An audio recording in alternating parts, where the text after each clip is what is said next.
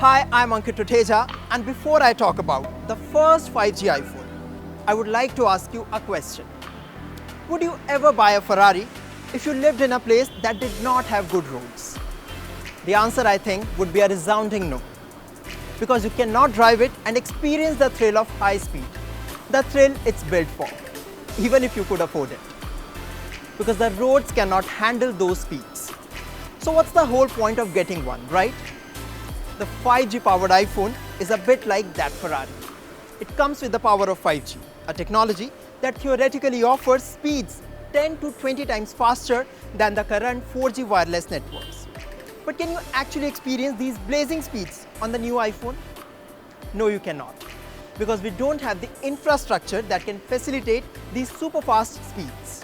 This may sound harsh, but in India, buying a 5G phone is a waste, because we don't have 5G networks yet, and I don't expect them to be in place before the mid of 2021.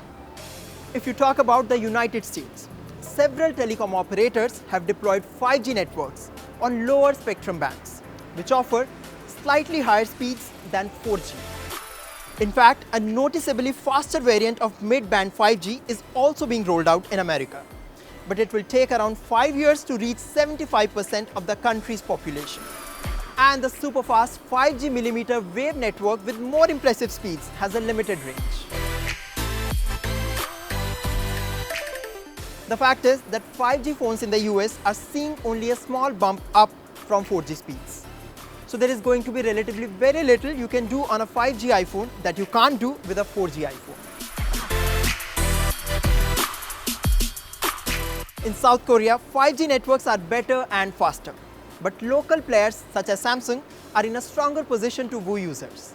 Apple is likely to struggle there with its 5G proposition. Well, that's about networks. Another important thing to note is that we don't even have many apps that can tap into the full potential of 5G. Remember how the interest in 4G was fueled by Facebook and YouTube mobile apps? So perhaps we first need applications that can use higher speeds to deliver something new and kindle our interest in the next-gen mobile network. The point I'm trying to make here is that don't buy the iPhone 12 just because it has 5G. Go for it if you think it has everything else that you are looking for in your new phone.